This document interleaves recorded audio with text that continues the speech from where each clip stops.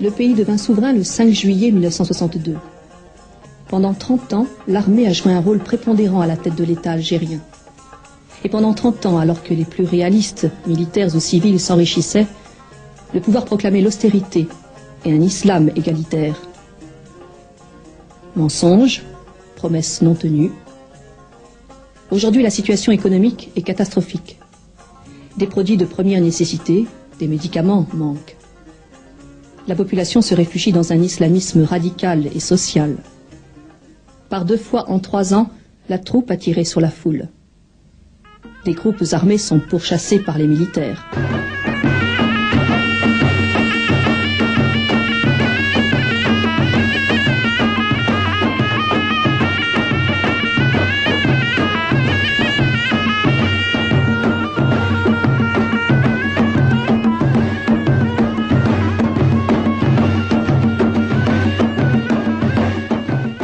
Neuf séquences. 9 séquences pour l'autopsie d'une crise.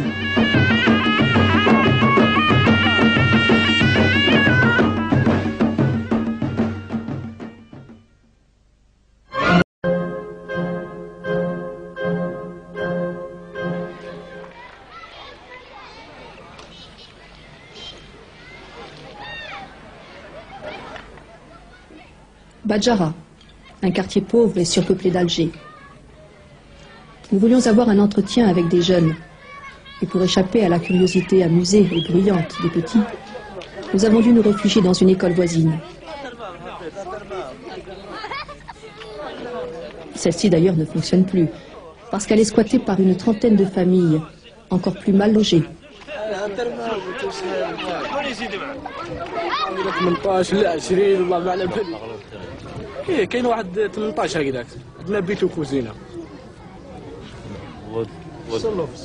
Alors qui c'est les 18 personnes؟ اسمع عندي خويا مزوج عنده 3 أولاده، عندي أنا خاوتي، كاين واحد 5 خاوتي، وثاني عندي أختي في الدار مع أولادها، عندها 4. Vous avez combien de pièces؟ ها؟ عندنا بياس كويزين، عندهم بياس كويزين كاع فيهم هكذاك، بياسة قاسمينها على زوج ولا كويزين، اسمها الزوج وكوزينة.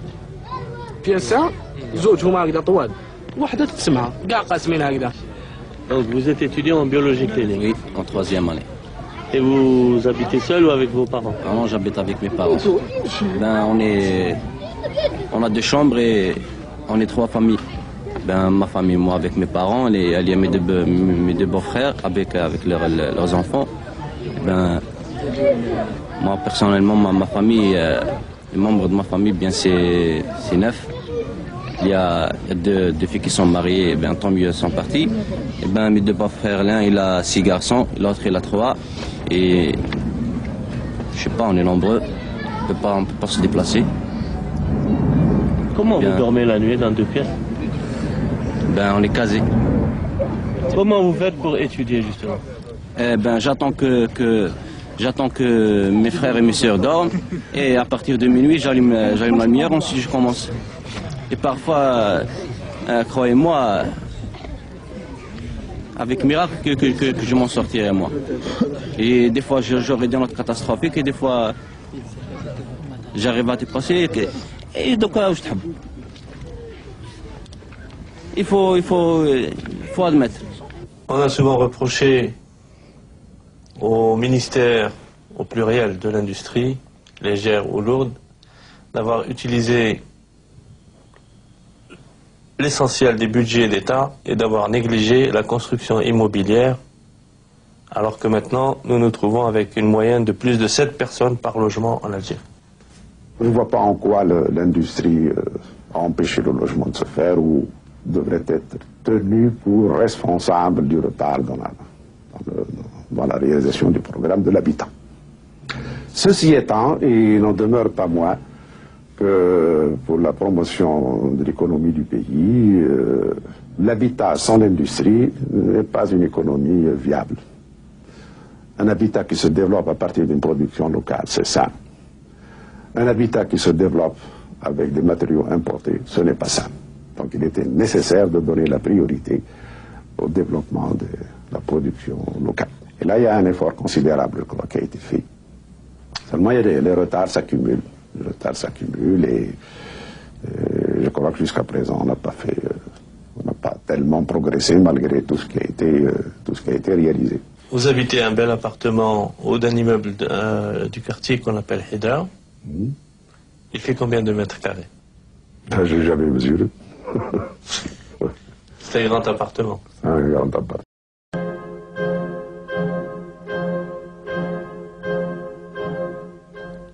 Haut fonctionnaire du tourisme, Saïd Aïtali a dénoncé l'achat pour 5 milliards de centimes d'équipements hôteliers inadéquats à une société étrangère. Il refusa 750 000 francs de dessous de table. Il a été renvoyé de son travail. Le pavillon de fonction qui lui revenait a été attribué à un ambassadeur. On a même tenté de l'expulser du logement exigu qu'il occupe provisoirement depuis 10 ans. Saïd et sa femme attendent toujours que justice leur soit rendue. Moi j'étais jeune, je venais juste de me marier, j'étais enceinte de 6 mois. C'était une grossesse tout à fait normale, j'étais suivie médicalement. Un jour ils sont venus et ils étaient beaucoup plus violents, je ne sais pas ce qui les avait pris. Ils ont donné des coups de pied à la porte, ils ont frappé très fort, j'ai ouvert, j'ai eu peur, j'ai ouvert.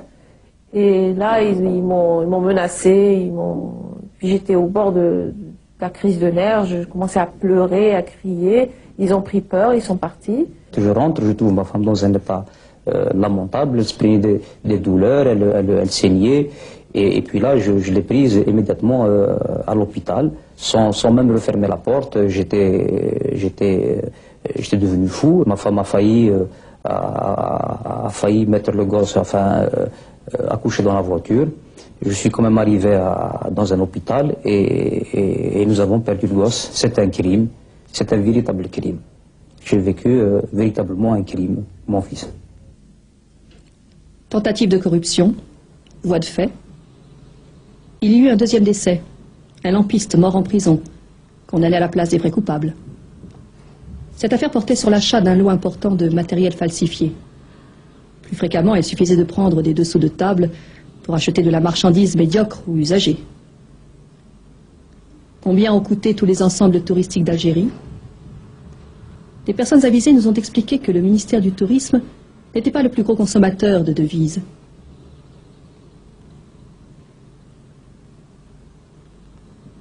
On nous conseilla de tourner notre regard vers l'industrie, qui a chuté des usines, ou encore vers l'agriculture importatrice de denrées alimentaires.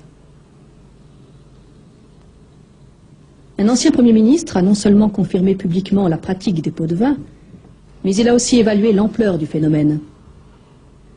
Je suis parti, si vous voulez, d'un calcul qui part d'une déclaration d'un responsable algérien qui l'a dit, c'est vrai, à huis clos, qui reconnaissait qu'il y avait des commissions qui étaient touchées de l'ordre de 20%. Voilà. Moi, je disais que si cela était vrai, cela donnerait sur 20 ans d'importation 26 milliards de dollars. Les officiels disent que non, ça n'a jamais atteint ce chiffre-là, ça tourne autour de 1-2 milliards de dollars. Moi, je dis qu'il s'agisse d'1, 2, 4 ou 10 ou 26 ou 30. L'essentiel, c'est d'ouvrir ce dossier et de voir jusqu'où ça peut aller. Et que tout ce qui est, disons, utilisé à partir d'autres sources, autres que le travail, doit être sanctionné. Sanctionné publiquement dans la transparence, quel que soit leur grade, quelle que soit la fonction qu'ils occupent ou qu'ils aient occupée par le passé. Pourquoi votre déclaration n'a été suivie d'aucune inculpation? Ça, c'est pas la limite, ce n'est pas mon affaire. Pouvez-vous nous expliquer pourquoi il n'y a pas eu de suite à ce dossier? Je crois qu'il y a de multiples raisons, je crois. Il est difficile d'expliquer en une seule émission, je pense. Très profond. Donnez-nous-en 2 ou 3. Non, non, c'est profond. À d'autres occasions. 10 ans après, donc avec tout ce que j'ai mené comme bataille juridique, la justice de mon pays m'a remis dans mes droits. Les preuves sont là.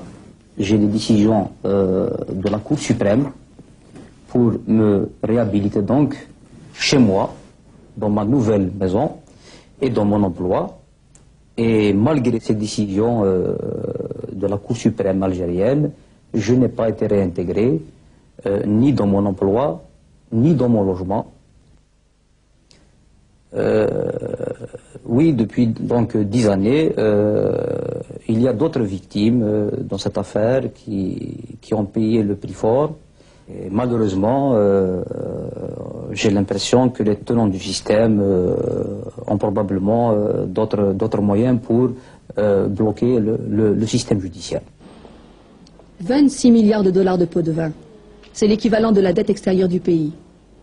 À ces dessous de table, il faut ajouter les détournements de fonds et l'abus de biens publics. Ainsi s'est formée en une génération une certaine élite économique du pays. La baie, le port d'Alger sont pleins de bateaux qui attendent ou qui déchargent leur cargaison.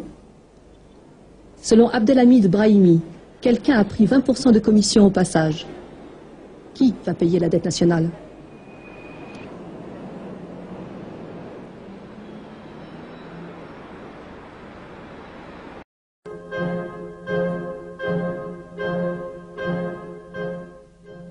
الحال هذه وانت تحوس على الخدمه تما كيما يقول كيلحق لاج 18 ونبدا نحوس على الخدمه فهمت كي تكون عام 18 خلاص ما تديرش على بالك من عام وانت درك تحوس انا شوف من قبل ما ندخل للعسكر ب 89 هكذا وانا نحوس من بعد ما لقيتش دخلت العسكر وخرجت كي خرجت تما كي خرجت دوكا تما دوكا عندي لا كارت سيرفيس مينيت وريتها لهم قالوا لي ما كاش خدمه فهمني كيفاش ومن بعد دوكا درت ستاج كي خرجت من العسكر درت ستاج ثاني درت ستاج كي درت ستاج ديت لهم ديبلوم قالوا لي لازم ليكسبيريونس وليش ليكسبيريونس كيما قال لك السيد هذا لازمك حتى تخدم باش تجيب ليكسبيريونس. Il y a combien d'adultes qui travaillent dans la famille?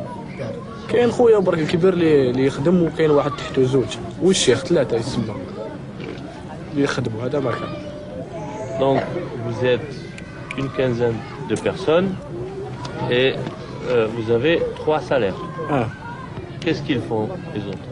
الشيخ يخدم شوفور حياته كاع شوفور وعندي خويا بوليس والاخر يخدم في لاميري هنا. Et vous avez cherché du travail? حوست يا خو ما كاش في بلادنا ما كاين والو. Qu'est-ce que vous avez cherché comme travail? بورت حاجه انا ماذا بيا نلقى كاش خدمه اللي تساعدني ونخدم ما كاش والو ما كاش كاع وين تروح دوموندي قهوه خدم طابله والو وين تروح كومبلي ما كاش. انا حابين نخدموا صح كيما يقول لك ماناش حابين كيما يقول لك شي عباد يقول لك روحوا لاستراليا روحوا لفرنسا انا حابين نخدموا بلادنا تاع الصح حابين نخدموا بلادنا تاع الصح كون هنا يوفرونا كلش كيما يقول لك قادر دوك غدوه من غدوه كون يقول لي كاين في الصحراء في الخدمه راح نخدم الصحراء ولا غير راح نخدم بصح ما كيما يقول لك ما كاش لا غالي هما شحال من خطا يقول لك انا وفرنا للجان الخدمه ما كاش منها هذه كاع والله ما كان منها غير يفوز. L'industrie, grande créatrice d'emplois mais consommatrice d'investissements, a toujours supporté des charges fiscales et sociales considérables. Il ne lui reste plus de fonds propres, elle ne peut pas investir et n'embauche plus. Alors on lui a reproché son gigantisme et sa gestion. Elle a été restructurée en entreprises plus petites, plus efficaces. Celles-ci ont licencié en masse.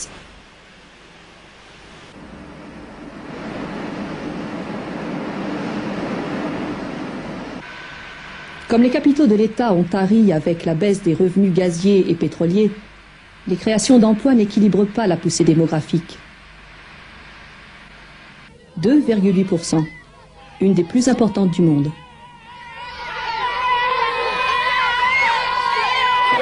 L'une des caractéristiques d'ailleurs de la situation économique que nous traversons, c'est le fait que la création d'emplois est très faible, que cette création d'emplois a lieu surtout dans le secteur administratif, dans le secteur non productif, et qu'enfin il y a un grand nombre de licenciements à la suite de fermeture d'usines. Vous avez par exemple cette année, je pense, le chiffre qui est avancé serait de 25 000 licenciés à la suite de ces fermetures. Et comme il y a eu à peine une création de 100 000 emplois, cela veut dire qu'en réalité, non seulement la demande de 200 000 chômeurs qui viennent chaque année, des 200 000 demandeurs d'emploi qui viennent chaque année sur le marché n'a pas été satisfaite. Mais de plus, il y a eu 25 000 chômeurs supplémentaires. Donc cette année, nous allons dépasser facilement le chiffre d'1,5 million de chômeurs. J'étais dernièrement à Tlemcen dans le cadre d'une visite que j'ai faite dans cette wilaya. J'ai visité donc des usines de privées. J'ai trouvé, sur les 5 usines que j'ai visitées, j'en ai trouvé 4 qui étaient à l'arrêt depuis plusieurs mois. L'une fabriquait du savon, elle avait manqué de soude caustique et de suif. Une autre fabriquait de la mousse phénolique, elle manquait de matières premières. La troisième fabriquait du papier carbone pour les machines, elle aussi elle manquait de matières premières, elle était à l'arrêt. La quatrième manquait de produits plastiques, de matières premières, elle tournait à 20% seulement de sa capacité. La seule usine appartenant à un privé que j'ai visité, qui travaillait, est une usine de poterie. Bien sûr, elle a ses moyens parce qu'elle peut continuer à travailler parce qu'il s'agit de matières premières locales. Les chouïa âgés, ils peuvent supporter. Ils peuvent supporter. بصح واحد طفل صغير على باك ينوض ما كاش وين يلعب ما كاش وين كذا il va encaisser كاع في قلبه فهمت كيفاه. Et plus tard ça va devenir mal. يحمل il viendra le jour où il va éclater. Ensuite ça va commencer la délinquance. Il va je sais pas il va voler. يبدا يسرق. يتعلم يكذب. يتعلم كلش. Même l'ère de vengeance il sera compris عنده. La paix sociale est-elle en cause? Si des mesures ne sont pas prises pour que les travailleurs ne soient pas les seuls à subir les répercussions de cette politique, il est probable que la paix sociale sera en danger. En tout cas, nous le disons.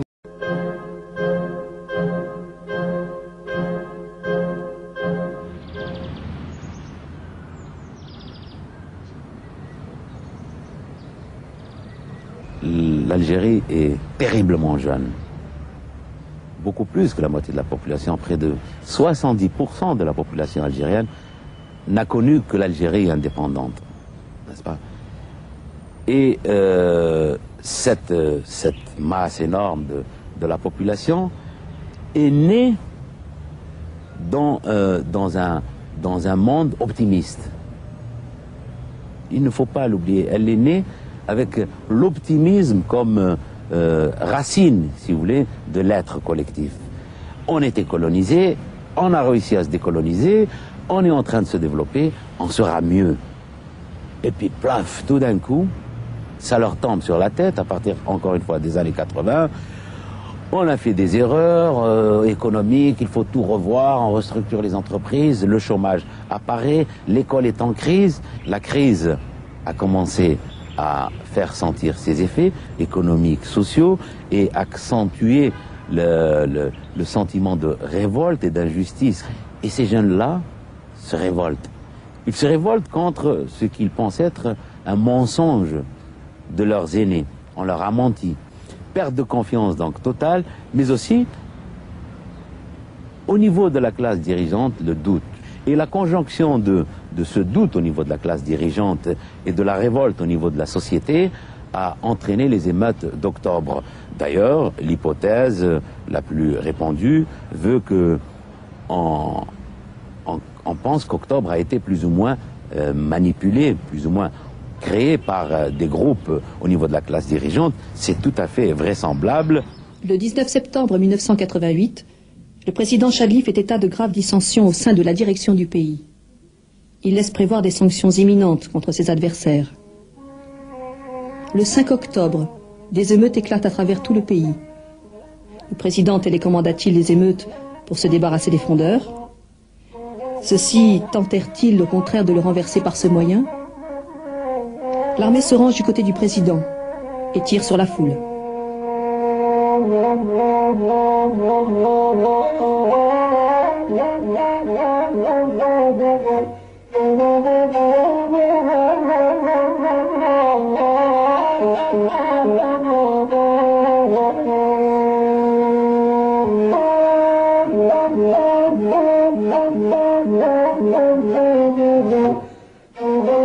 Le pays fut engagé dans des changements radicaux, économie libérale et pluralisme politique.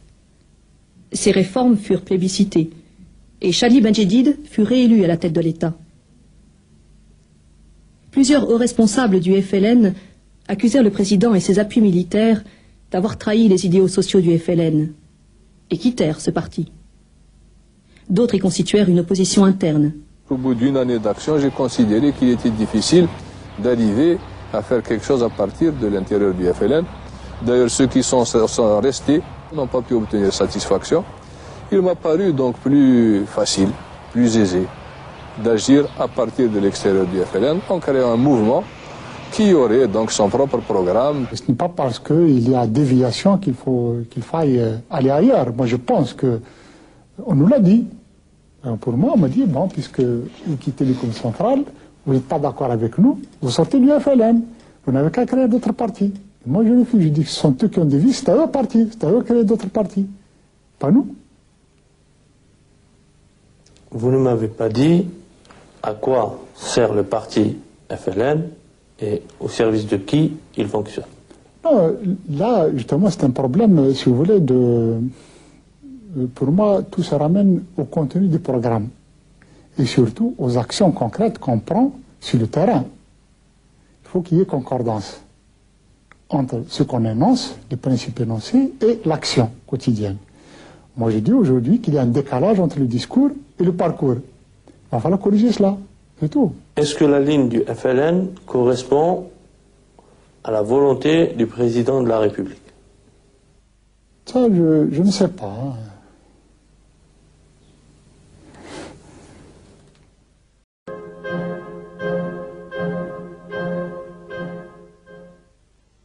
Pendant les années de plomb, certains cadres ont décidé qu'ils étaient maintenus trop loin des responsabilités, ou bien encore n'acceptaient pas d'être exclus du partage des richesses.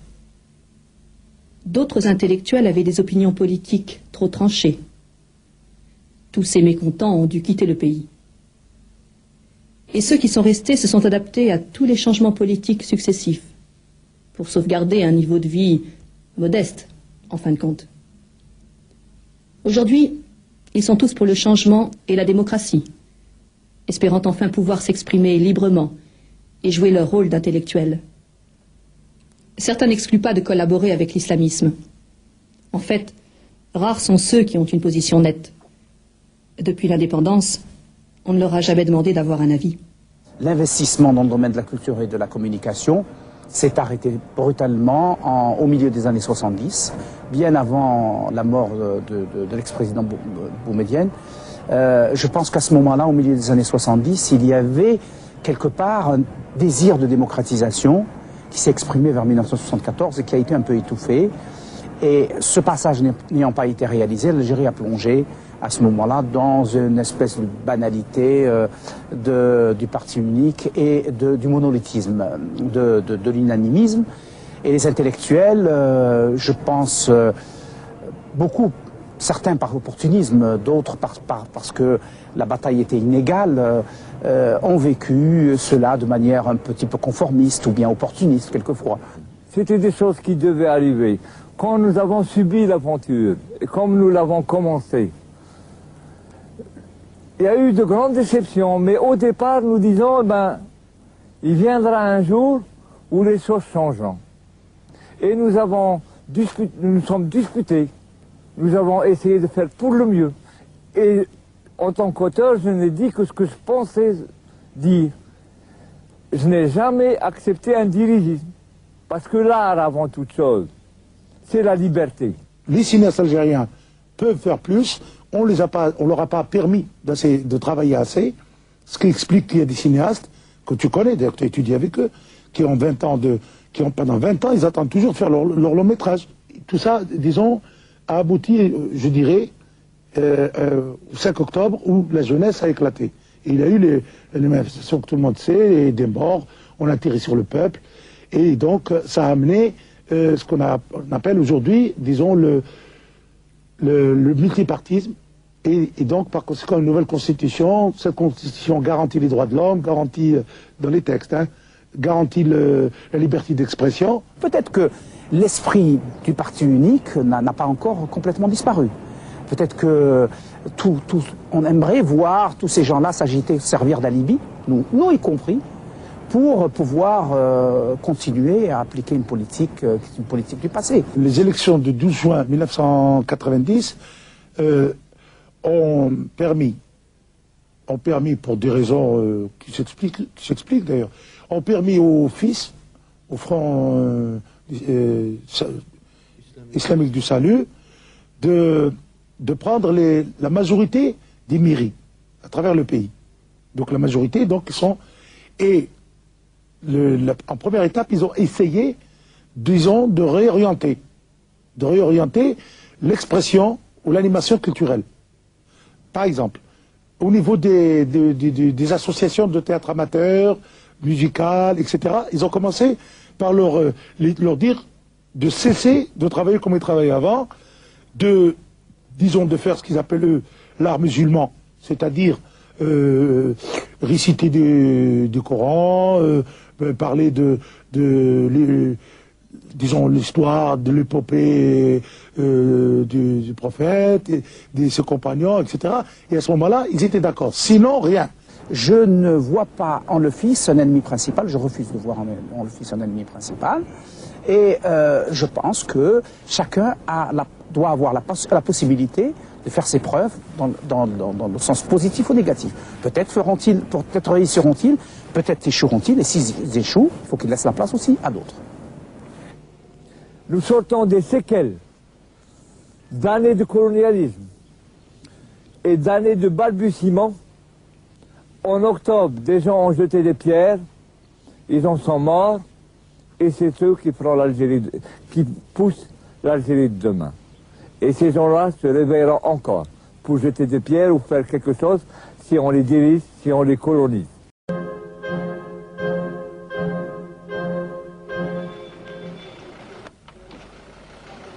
Après les élections municipales de juin 1990, l'Assemblée nationale issue du FLN n'était plus représentative et risquait la dissolution. Elle obtempéra aux demandes contradictoires de 3 gouvernements successifs et vota tous les textes qui lui furent proposés. Pour beaucoup, les changements ne devaient affecter que la surface des choses, sans toucher aux privilégiés du système. Par prudence, les nouveaux partis semblèrent accepter ces limites.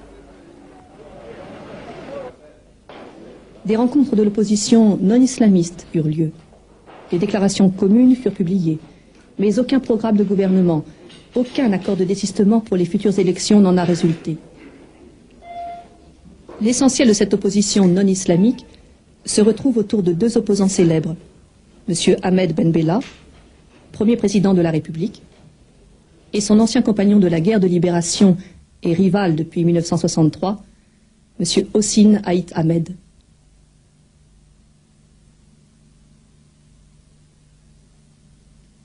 On crédite chacun de leurs partis d'environ 10% de l'électorat. Ces 2 hommes ne se sont pas enrichis. Ils ont les mains propres. Pourquoi donc ce succès mitigé? Ben Bella a hésité à définir un point de vue clair sur le rôle de l'islam dans l'État. Dernièrement, il a désappointé une partie de ses supporters en exprimant le souhait de rejoindre le FLN. Ni république intégriste, ni État policier. C'est en fait l'État policier qui a provoqué l'émergence des forces réactionnaires et obscurantistes. Le vide politique a fait le jeu des intégristes. Aujourd'hui, nous voulons apparaître comme la 3e voie, entre les deux. Mais Saïd Saadi a quitté ce parti pour fonder le RCD, implanté dans les régions kabyles, où le FFS compte le plus de sympathisants. Vous ne craignez pas que le thème berbériste fasse éclater la nation algérienne? C'est l'inverse qui présenterait des risques, c'est de vouloir exclure et de vouloir réprimer des millions de citoyens, le tiers de la population, ce n'est quand même pas rien, qui présenterait quelques dommages. Au demeurant, je dois dire que nous sommes tout à fait fiers du résultat de nos luttes. 40 et quelques autres petits partis se partageront les voix qui n'iront ni au gouvernement, ni au parti islamiste. Le PAX, Parti communiste, a réuni 0,03% des voix exprimées lors des élections municipales. D'autres sont sympathiquement folkloriques. Le PNSD, par exemple, parti de centre-droit, a pour projet la création au milieu du Sahara d'une mer intérieure reliée à la Méditerranée par un canal. Et nous avons une très large... Madame Louisa Hanoun est la seule femme qui dirige une organisation politique, le Parti des travailleurs algériens. En Algérie, c'est très courageux. Mais ses détracteurs, en exagérant sans doute, disent que le nombre des militants de base et celui des membres du comité central est le même.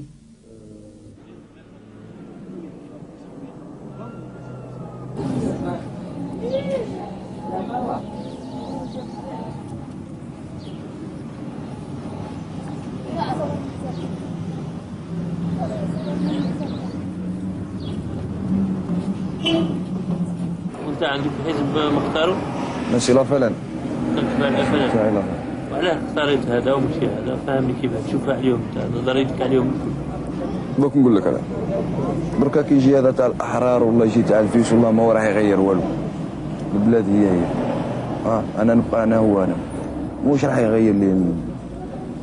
مش راح يعطيني دار الاخر كيجي مش راح يعطيني دار مش راح يعطيني طياره انا كيف يجي يقول ندير وندير نهار اللي يشد الكرسي ما يدير والو. الوغ جو بريفير نمشي في لافان اخر. والافلان واش يجي؟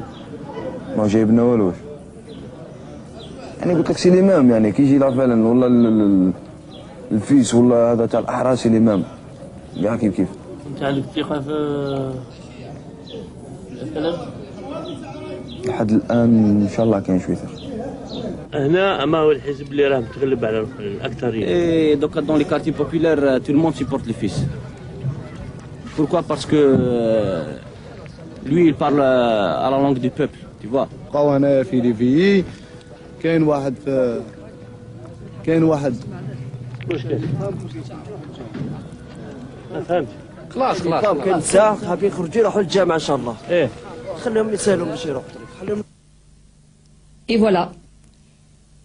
Suivez le fils, vous trouverez toujours sur votre chemin le problème du statut spécial.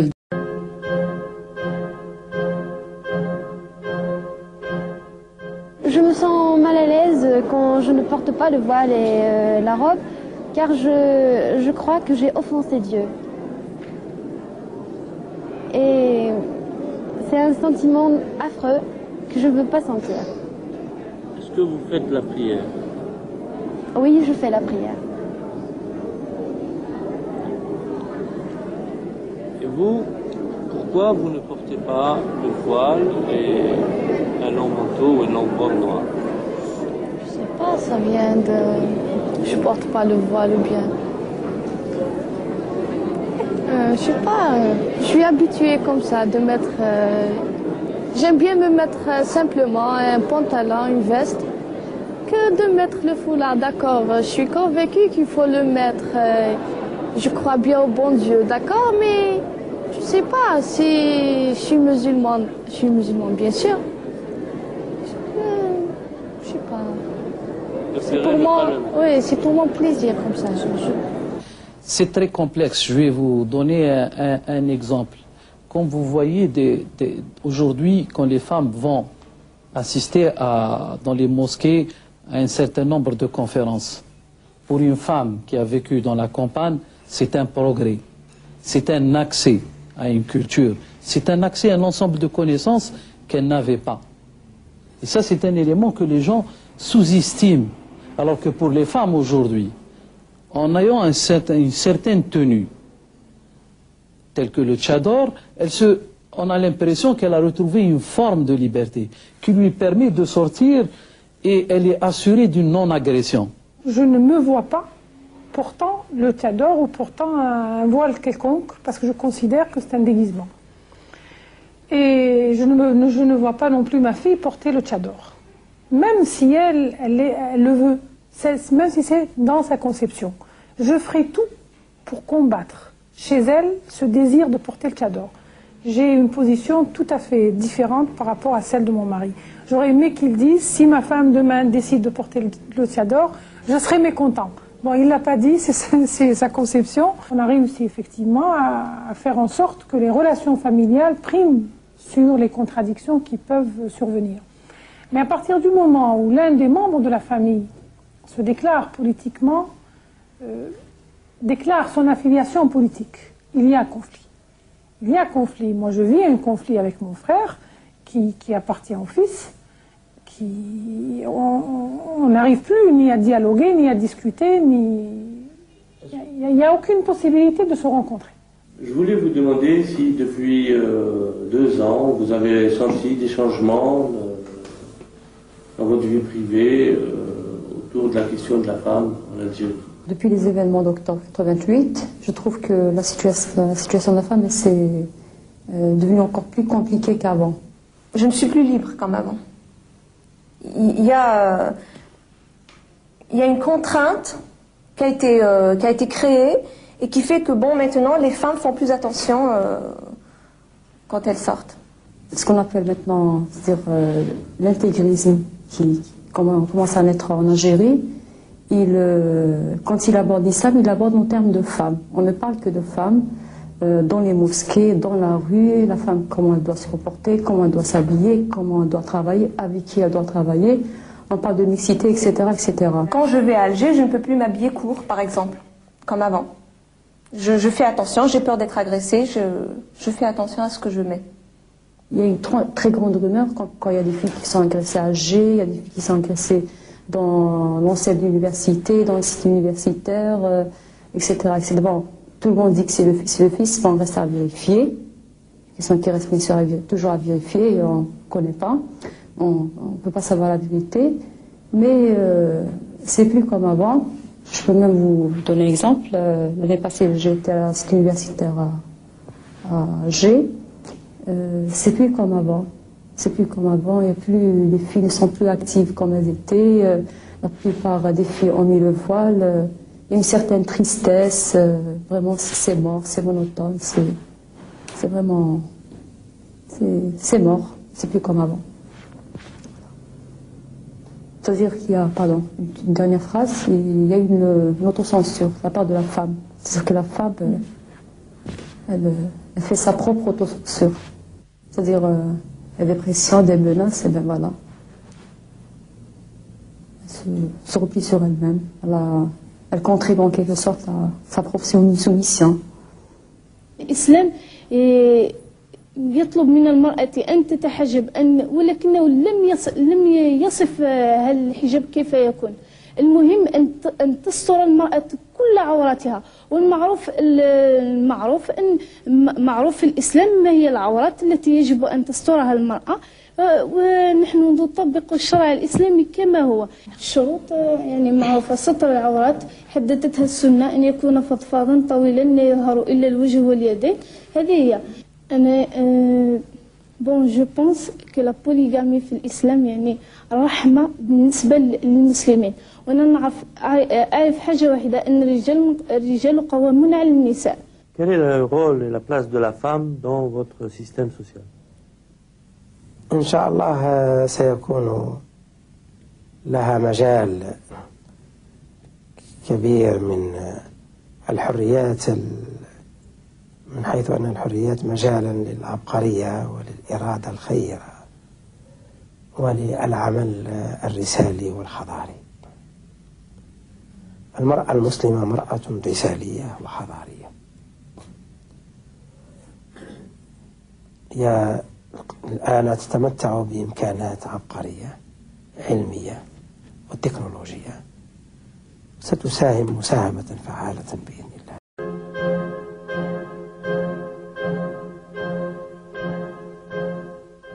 Le fils, c'est le parti le plus important et le plus radical de la nébuleuse islamique.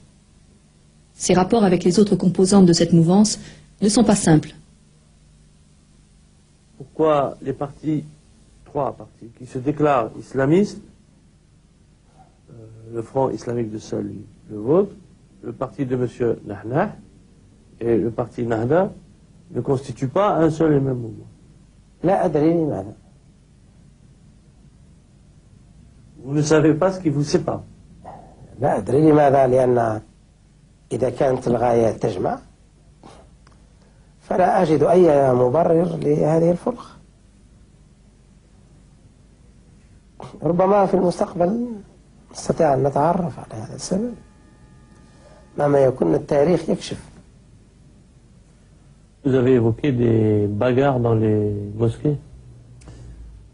Oui, il y a eu plusieurs exemples, malheureusement. Il y a même eu un chef religieux important qui s'est fait agresser dans la mosquée au moment où il faisait un prêche qui naturellement s'opposait dans son interprétation par rapport à un autre parti politique. Nous avons vu dernièrement du côté de Tlemcen, dans une petite ville qui s'appelle Ramchi, une bagarre au couteau à l'intérieur de la mosquée pour savoir qui allait se saisir du micro pour imposer son prêche aux fidèles. M. Nahnah a été même agressé dans une mosquée par d'autres musulmans. لا علم لي بذلك لا علم لي. الناس اللي قاموا بالعمل هذه هم من بلدتي، يسكنون في البلدة التي يسكنون فيها، هم جد متحمسين، باعوا أموالهم، باعوا ديارهم، باعوا كل ما يملكون في سبيل إنجاح مشروع الجبهة الإسلامية للإنقاذ. فكل ما يلاحظون باعوا صورهم وأعطوكم الدراهم. إيه للجبهة الإسلامية للإنقاذ حتى ينجحون هذا المشروع. فهم عندما يلاحظون أي عمل من شأنه أن يخل بمشروع الجبهة الإسلامية للإنقاذ يثورون حتى ولو على أبنائهم حتى ولو على زوجاتهم، فطبيعي أن يثوروا على شيخ.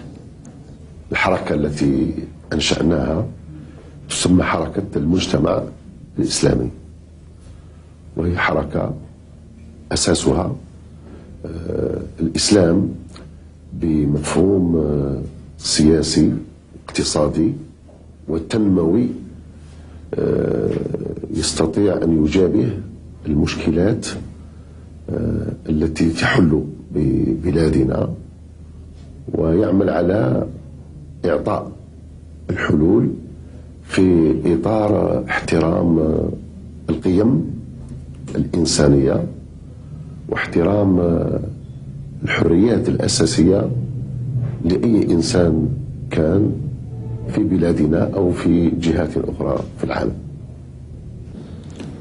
نحن نظرتنا كانت أولا نظرية ثم واقعية.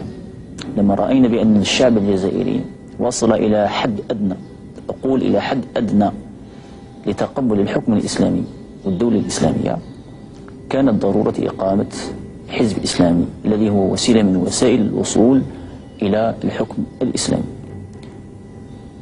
أما نظرة الآخرين في البداية كانت تقول بأن المجتمع ليس مؤهلا لأن يبني حكما الآن إسلامي أو يبني دولة إسلامية، لابد أن يتدرج في التربية إلى أن يصل إلى مستوى أن يتقبل الحكم الإسلامي ثم نقيم الدولة الإسلامية. فنحن انطلقنا من ظرف واقعي وهو أن الشعب الجزائري وصل إلى حد أدنى حتى يطبق عليه الإسلام. الوصول إلى تطبيق الشريعة الإسلامية، لأنني أحس أن هذا هو مقصدكم، هو في برنامجنا لا محالة، هذا أمر في برنامجنا. الوصول إليه لابد أن يمر عبر مراحل، ولكن لا يمكن أن نربي، لأن الهدف هدف تربوي، إديوكاسيونال. الهدف هدف تربوي، ولا يمكن أن نربي بالترهيب دون الترغيب.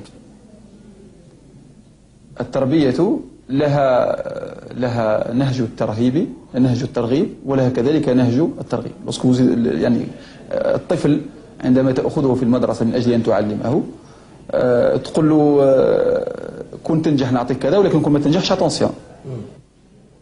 Tout le monde sait qu'en Algérie, il y a eu des années et des années de corruption et d'argent volé, c'est connu. Si vous aviez le pouvoir, est-ce que vous demanderiez à revenir sur ces dossiers? Ils doivent rendre compte. Ils doivent rendre compte. On doit au moins situer les différentes responsabilités. لأنه ماهوش حقي أنا، هذا حق شعب، حق الشعب الجزائري. Est-ce que les biens seront confisqués? هذه قضايا يفصل فيها الشعب الجزائري. هذه كلها قضايا تطرح للشعب الجزائري وهو الذي من شأنه أن يفصل فيها. هل النشيد بتاع حب شخص على مرأة ولا نشيد مرأة تنشد على حبها إلى شخص داخل بثقافة ولا خارج الثقافة ومنكون؟ في تصورنا أنها خارج الثقافة، لأن هذا عنده تبعات ومستلزمات بعدها. عندها تبعات، مثلا واحد مثلا مرأة تنشد مثلا في هذه الأناشيد الغرامية، عندها تبعات في تأثير على الشباب. تصور إنسان بسيط يسمع قصيدة من هذه القصائد فإنه يتشكل له بعد ذلك، أو سوف يدخل بحر الغرام وبحر كذا من خلال هذه القصائد. فنحن نعتبر أن هذه الأشياء هي جسور للرذيلة وللفسق وللمجون، ولا نعتبرها أدب أو قصائد طيبة أو تخدم الأدب الرفيع.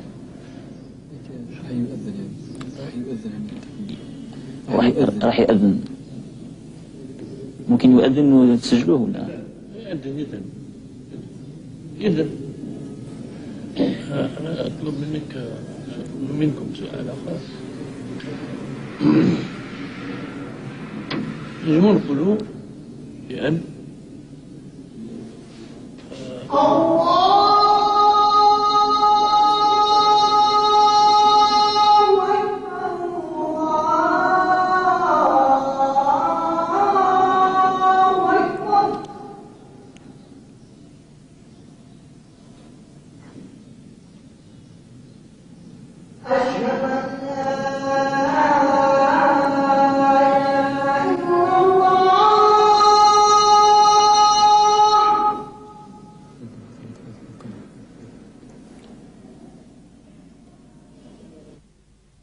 Il y a un texte qui a été discuté récemment pour interdire la politique dans les mosquées. هذه سياسة اعتداء على المسجد ليست جديدة. العام الماضي أثيرت هذه القضية وتبنتها جبهة التحرير الوطني، ونأسف لجبهة التحرير أن تكون مبادرة في أمر الاعتداء على حرية المسجد. المسجد ليس كالكنيسة، المسجد يعالج قضايا الدين والدنيا معا، قضايا السياسة وقضايا العبادة، بحيث أن عبادتنا سياسة وسياستنا عبادة. لا أعتقد أن الشعب الجزائري سيقبل الاعتداء على مساجده.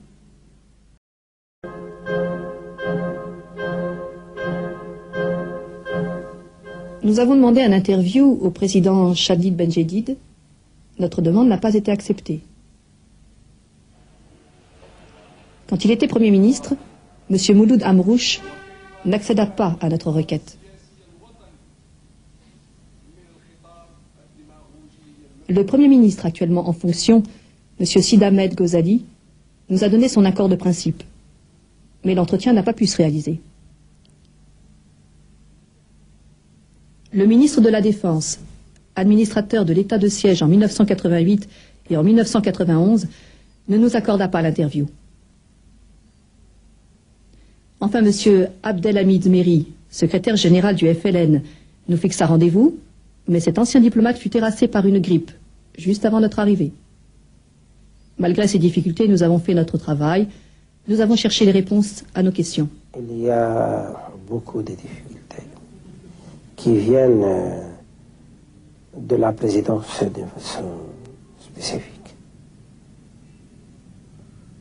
Peut-on savoir lesquels? Il y a beaucoup. من بينها قانون الانتخابات جاء بشكل لا يتصوره عاقل، كأنهم يريدون أن يعملوا الانتخابات وحدهم. هم المراقبون وهم المشرفون وهم الذين يعطون النتائج. هذا إذن لا يعتبر انتخابا على الإطلاق. لا فيه عبث.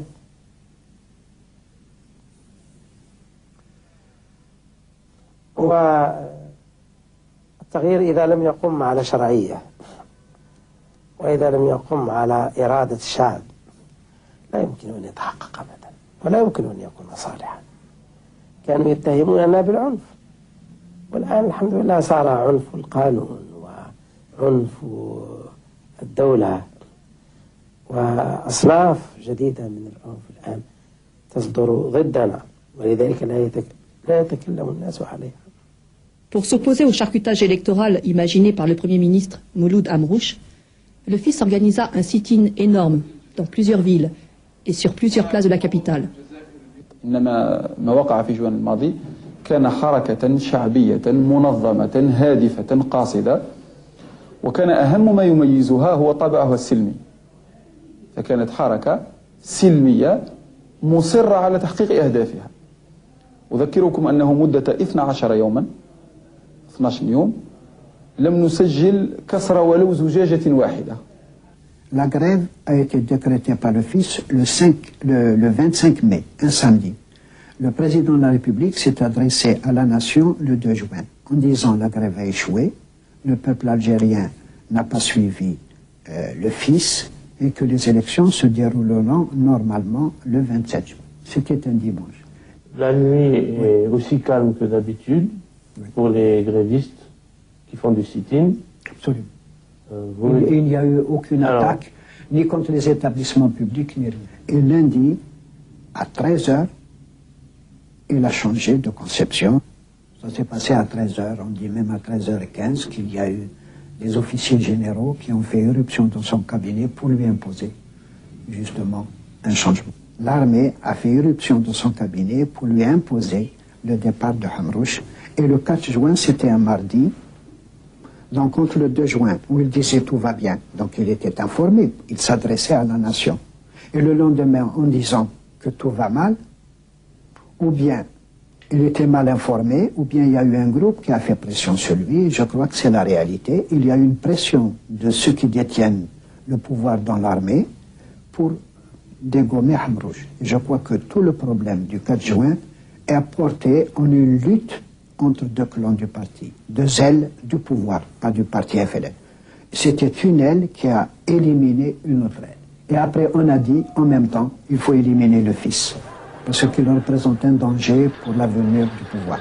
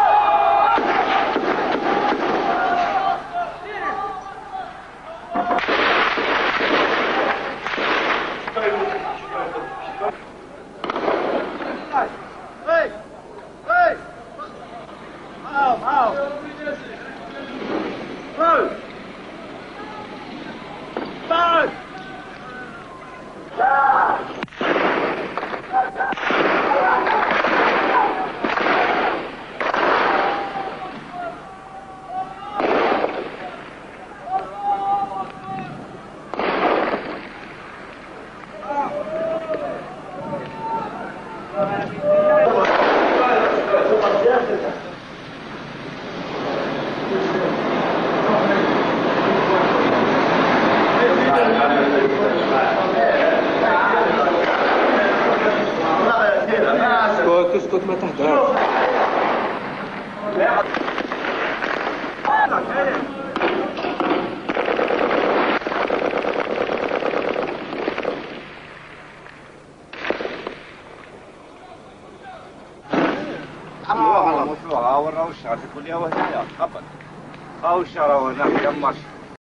Les autorités ont montré des dépôts d'armes qui ont été découverts, c'est des militants et des responsables du FIS, semble-t-il.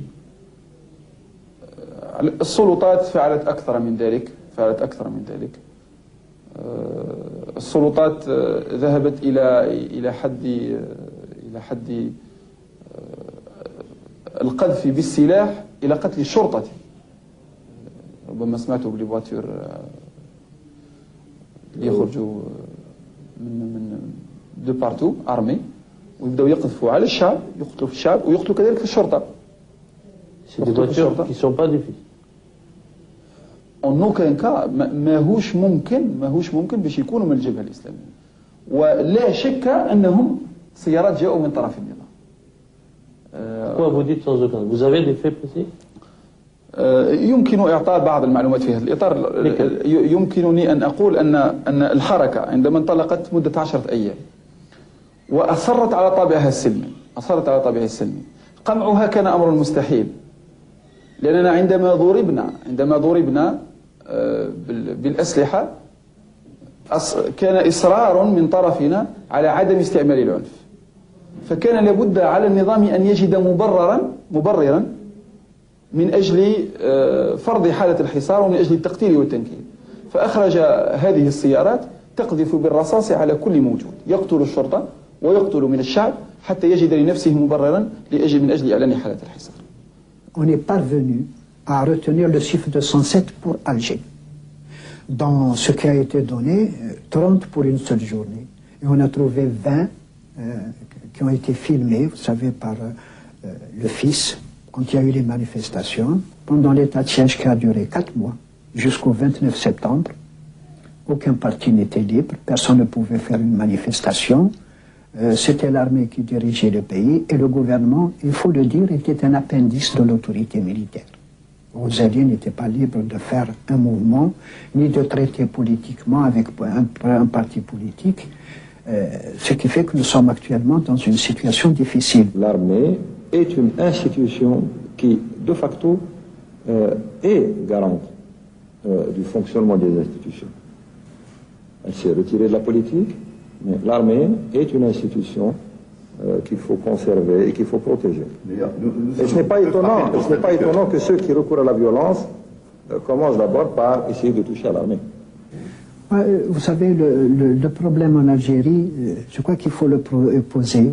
Le problème, c'est que la démocratie, moi j'estime qu'on est très loin. C'est un processus lent qui va demander 1 ou 2 générations parce qu'on n'a pas de culture démocratique. Mais on peut faire en Algérie l'état de droit et surtout l'égalité des Algériens devant la loi. Et le pouvoir, ceux qui détiennent la réalité du pouvoir, ceux qui sont détenteurs du pouvoir sont propriétaires du pouvoir. Ils ne se considèrent pas comme mandataires. Parce que quand on est mandataire du pouvoir, on considère que le suffrage universel, c'est lui qui doit décider justement de ceux qui doivent diriger le pays. Or, ils veulent que tout soit fixé à l'avance, qu'il n'y ait pas l'alternance. Or, l'alternance, c'est la base de la démocratie. Si le peuple ne peut pas s'exprimer et choisir lui-même ses représentants, il n'y a pas de démocratie, il n'y a pas d'état de droit. Or, tout le processus qui est engagé actuellement à la veille des élections du 26 décembre dénote ou laisse à penser que ceux qui détiennent la réalité du pouvoir ne veulent pas de l'alternance. Ils veulent survivre à eux-mêmes. Ils acceptent le changement des hommes à l'intérieur du régime. C'est ce qui se passe. Mais ils n'acceptent pas de changement de régime. Le gouvernement a fait ce qu'il a eu à faire, c'est-à-dire préparer des lois pour des élections propres, libres et honnêtes. Et il l'a fait avec, disons, pas le dialogue, avec tous les partis, avec tous les représentants des forces politiques et de la société civile. Nous avons réuni toutes les garanties d'une neutralité absolue de l'administration, et l'administration sera neutre et elle sera surveillée à chaque pas, puisque les représentants des candidats seront auprès de l'urne, auprès du transport des résultats et auprès du collationnement des résultats. Est-ce qu'une démocratie naissante, et l'Algérie est une démocratie naissante, peut naître et prospérer avec la persistance de certaines tendances chez des leaders politiques, et je ne vise pas un seul parti, à songer toujours à la violence pour accéder au pouvoir, ou, parce que la violence n'a pas une seule expression, elle est multiforme, ou à user de la violence pour se maintenir au pouvoir. C'est une grande question qui se pose actuellement à tous les Algériens, pas seulement au gouvernement de l'Algérie. La constitution algérienne confère des pouvoirs étendus au président de la République. Les élections législatives du 26 décembre 1991, deuxième tour le 16 janvier 1992, seront un test pour vérifier si la nouvelle démocratie algérienne permet l'alternance politique. Le vrai rendez-vous est donc pour les élections présidentielles.